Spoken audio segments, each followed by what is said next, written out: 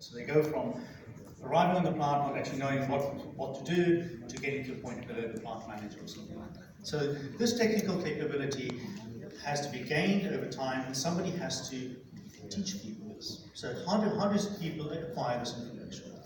Well, I guess the question is what has changed? Why are people not getting this? And I think that's really what the point of the starting point of my talk is universities have never done this. This is not our job. Our job is not to train people to run your plant. Our job is to train people to know what the plant does, what the technology is and how it works, and the science behind it. Your role as practicing plant operators and mining people is to train your people to be better at running the plant, to get them the practical experience. Now this used to just happen almost automatically. Old boys, old women, long-standing people in the industry used to train the young people, and there was a generational thing. So the old ones retired, they taught the new ones, and so on, and then we had a nice system running that way. But things have changed in the industry. People aren't being trained that way anymore because we have a gap, a skills gap. People are retired, we had 2 major downturns, and we have a huge loss of expertise. So what we're seeing is that on our mines, the mineral processing skills are very low, they're much lower than they should be, and this significantly affects both productivity and profitability. So the problem we have is professional development programs are fragmenting, our skills are declining, there's increasing technology, increasing complexity, and there's a shortage of engineers. We all know there's a shortage of engineers. So how do we get this training into place? So why does it matter? Let me start with that and say, well, if you want to make money, you need a good mine, head grade, you need to keep it running, you need to mine the tons, you need to get recovery, and you need to cut costs. And the people who do this can make significant progress. You can get a 6% increase in throughput has been reported, 2% increase in recovery, just by managing your plant properly. Who does this? Are the minerals engineers, mineral process engineers, and this is their role. So we need to train them to do this work. The numbers are big, 2, 3 million, 13, 14 million pounds a year, dollars a year, just by training your people better, operating your plants better. I'll skip that one and ask you then, what does this look like? What do students want? What do our plant people want? Our learners want? They want content that's current and relevant, so obviously relevant to their mine. And then the second 3 really go together. How do they acquire this knowledge? Practical activities that they do day to day, it's part of their job. And they want to learn problem solving to get higher level skills. And we can do this through flexible delivery, group works, and with experts watching over them like it used to be in the old days.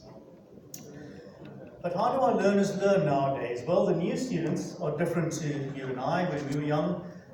They like bite-sized learning. They don't like to go on week-long courses. They like 2 hours here and 2 hours there. They like to learn in their own time, their spare time, and they learn about what interests them. So they grab things from YouTube. They learn by watching videos, by reading bits on the internet, by example, somebody showing them stuff, or by application. So what's been done about this? Well, a couple of companies, US companies, came together and developed got a group of people to develop a program called Metcelerate, accelerated metallurgical training, if you like, so Metcelerate, and it's developed by a group of mineral processing specialists and experts in education. And it's an online, self-paced 2-year training program. And this is all online, but with online also tutorials, online training, some lectures, and activities in the plant that then get fed back to them. So come people learning on the mine, but also then fed back to a group of activities. So it's a 2-year program. I'm not going to bore you with the details, but it's over 2 years. It starts with an introduction to why you are here, what does your company do, and then all the technical foundations plus practical aspects every so often, about 2 hours a week. So it doesn't suck a huge amount of work out of their working day, but gives them that flexibility. So in the slide pack is more information on the courses. I thought it would be might be interesting. So what about this comminution course or a project? I'm not going to detail that right now, and when we don't have the time. So what I want to say though is that this competency is absolutely essential. You need to get your people to be better. We all need our people to be the best quality they can be. The financial benefits are really important. In fact, what one of the companies said to us is the cost is not in developing this program or in training the people. The cost is in not doing that. We lose so much money by running our plants poorly that we really have to do this technical delivery. So our modern learners want this to be bite-sized, flexible, and the 2-year program was developed through a company to specifically for this need. And it's fully subscribed until 2020, which is quite satisfying. It's the team of 5 professionals. I'm just a minor cog in that wheel, the academic bit, the rest are all plant practitioners. If you want any more information, please feel free to contact me. And I'd be very happy to answer any questions. I'll be out there having comments. Thank you very much.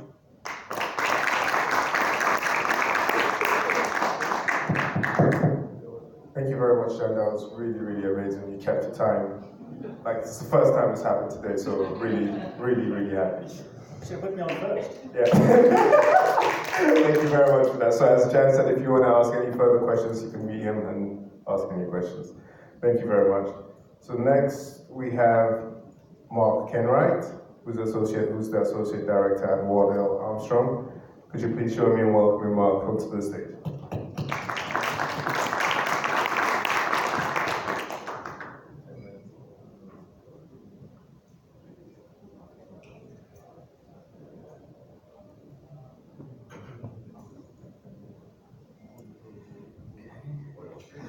Thank you, everybody. Welcome. I'm going to go through a few of my thoughts really on tech in mining. I'm sure a lot of it will be familiar to you.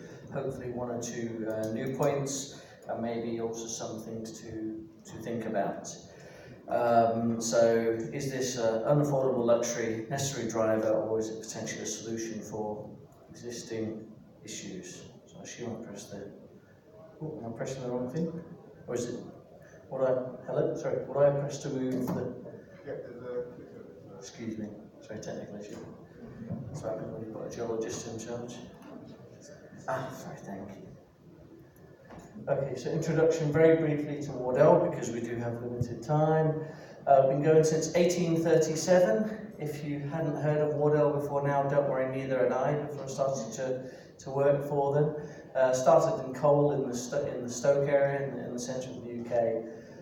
12 offices in the UK, 1 in Kazakhstan and 1 in Russia, and basically we focus on mining, exploration, metallurgy, environmental, social, everything from desktop studies all the way through to feasibility studies, writing competent person's report for listing on stock exchanges, and mine closure. The only thing we don't do is we don't build mines.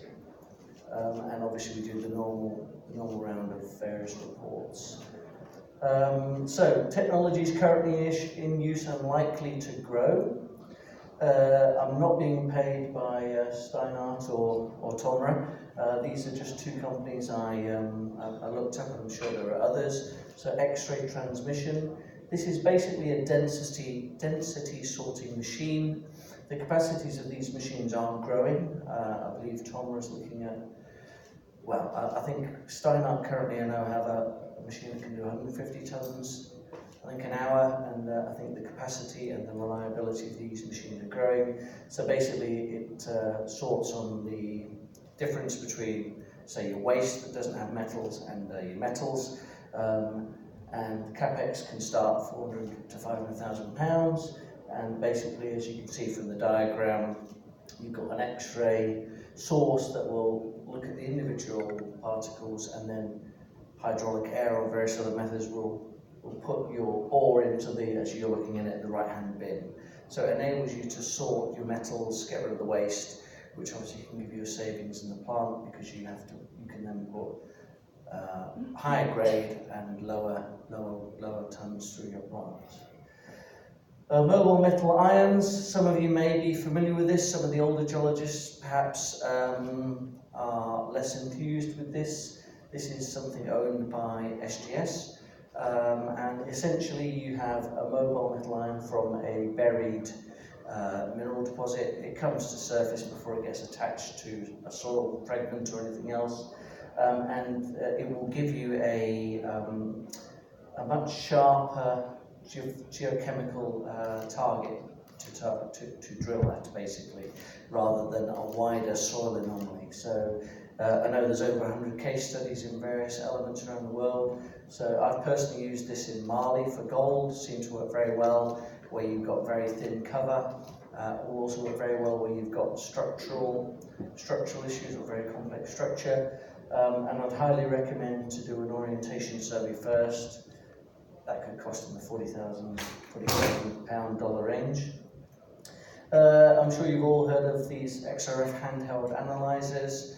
The cost of these used to be $60,000, they've now come down to $15,000 to $20,000, that sort of range, including standards. They're cheap to run, they're improving, the detection limits are getting lower and lower. I've personally used this and it was nice to hear yesterday my colleague who's worked in Nigeria used this for targeting pathfinder minerals. Not really used for gold per se at the moment, but you can zero in on target issues in this.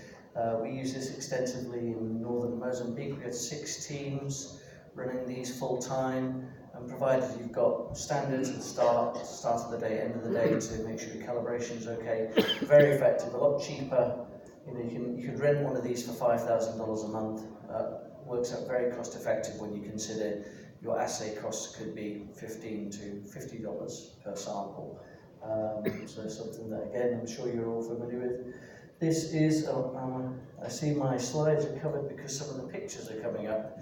I don't know if we can sort it out technically, but this is showing high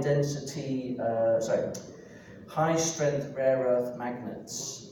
This is in operation as we speak. Actually, I personally took these photos at our lab down in Truro.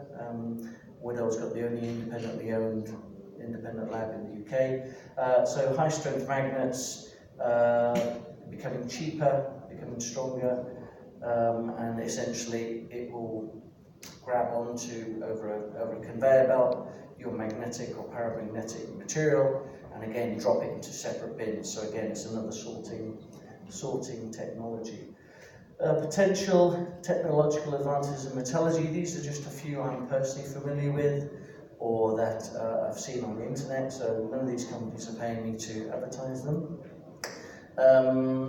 Canadian Cobalt, they have recently announced that they're looking at the RE2OX technology that reportedly can achieve good recoveries for cobalt, nickel and copper and remove arsenic. Some polymetallic projects do suffer from arsenic, and obviously if you can overcome the issues, then there are projects that can become economically viable. Neometals, they've just done supposedly this scoping study on iron lithium technology, and I know that I think it's TGN in Australia are also looking at polymetallic recoveries. So there's a lot of developments recently in the metallurgical space. Other recent, well, this isn't actually so recent, but Metal Leach, they've got 2 ambient temperature, ambient pressure hydrometallurgical technologies that reportedly can help you recover copper cobalt in carbonates and weathered oxide deposits. And one of the issues with having carbonate associated with your copper, it can be very acid consuming, so your cost can go up. So if you can overcome that issue, then obviously again, a lot of your projects can potentially come into play. Shoot through these. So future technologies wanted. Dewatering of tailings. If you can dewater your tailings, for every 10% reduction in moisture, it will give you significant incremental safety, less dusting, rehab quicker. It will cost more, but obviously given what's happened recently, as we know in Brazil, I think the pressure to do something along these lines is going to only grow.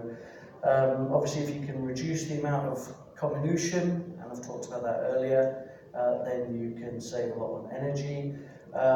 There are some moves to have instant infield grade control, reconciliation from your pit to the plant, and some of the recent technologies you can see at the bottom there by Ore Export and by Boart Longyear, automated scanning of ore and assaying. With the future pressures in mining, many of these are going to grow. How can technology assist these? Obviously, we know you need a social license to operate at environmental issues. There is already fingerprinting of mine products. There's pressure for more jobs, more royalties, more safety, more transparency in taxes. Obviously, governments are looking for a cut in any sale of projects. So how can technology do this? Well, better communication uses of Facebook, WhatsApp, very simple but can be very effective. Own up to your mistakes quicker. Don't let anybody else tell the bad news. You tell the bad news. More transparency in taxes. You can see there's recent laws that have forced that here in the UK. And it was mentioned earlier about training. We need a career path for local geologists, mining engineers, metallurgists, especially in Africa, Arab countries, less expats. How can technology help with that? This is a recent disclosure of information. The question I ask is this information been disclosed in the African countries? Is this a risk or an opportunity for bad actors to hurt you guys, basically, or hurt us? So if you can give more recognition to geologists, mining engineers, with AusIMM recognition, registration, the advantage to this is because it's all done online, with very stringent to be admitted checking, there is no need for a second language, so that's positive. Obviously more intercompany placements between countries, and more women in mining, etc., etc. Tech changes, recent advances, blockchain. I'm nearly finished, going to the last two slides. Crowdfunding, Cornish Lithium are doing crowdfunding. Blockchains, as we can say, and what's next? That's obviously coming. There are some power solutions that companies can provide in the renewables space. So in conclusion, mining is traditionally considered very, very traditional, very staid, but it is becoming more innovative. There are new disruptive industries. Who would have thought blockchains or drones could directly impact potentially in mining, but clearly it is. And cumulatively, these can make significant impacts. And just as a note at the bottom there, the EU has actually invested 300 million euros in the last 4 years in raw materials research and development, and hopefully that will come to fruition. That's the end of my presentation. Thank you. Thank you very much, Mark.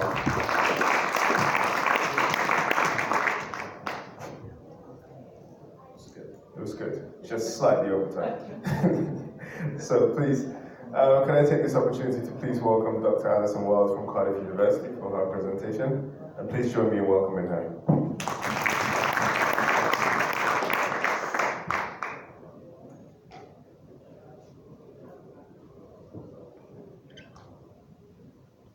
Thank you. So I'm just before coffee, so I'll try and break the record and go as quickly as possible. So Bienvenue Cardiff, the youngest capital in the UK, and with a mining history that stretches back to ancient times. So as I say, I'll go through this quite quickly. So this is some of the things that we do. And the section at the bottom is the part I'm going to speak about, but we have volcanologists, we have geologists, I mean all of this research is going on as well. As I say, I'm very much in the bottom section here, that's what I'll be speaking about today. So just as to try and cement what we're doing with what's UK policy, 2021 vision for the UK is to be one of the safest and securest places to do business. And I think that's a mark of stability or trust, if you like, for people wanting to do business with the UK. And if we could actually take this forward and take this out. And what I'll do is speak about some of the things that we're doing actually at the Airbus Centre of Excellence in Cybersecurity Analytics. And what we do is we work across these various pillars, and we're dealing with new and emerging threats. So some of you have spoken today about bad actors, about Internet of Things, mobile and technology. And of course, as a Scot working in Wales, we have to consider the risks. And unfortunately, as I'll show you in a slide or two, I'll skip this one. Here we go. Our bad actors are actually ahead of the game. And I think, if I'm honest, we're actually playing a catch-up game with these people. They're well-resourced, probably better resourced than the majority of us. If we look at what the UK government spends on this, it's a fraction of what the bad actors are actually paid to do this. So as a nation states or industry actors, you could pay these bad people to do work for you, And of course, that's what the bad actors are actually doing at the moment. So how can we keep up, is the question. And what we're doing in Cardiff is we're developing an ecosystem of expertise. The security ecosystem in cybersecurity started in Wales and has migrated across the UK. And as I say, the work we're doing with Airbus actually helps us do this. So what we're doing is we're moving from this old school, looking for off-the-shelf products to help us identify signatures, to a much more kind of behavioural approach, where we're profiling what's happening, and we're using clustering algorithms to actually help us characterise this material. So this is material that's come from Airbus, operational material, and what we've done is we've selected out the bad parts and secured it from good information. So we're very careful with our cyber hygiene. And what we do here is we can go into this profiling here and separate out the good material, and we look for signatures in there. I can speak in more detail afterwards. But we look for signatures in there so we know what's good. And then what we can do is we can cluster the bad material, and we can do this quite quickly, so we can speed up this process.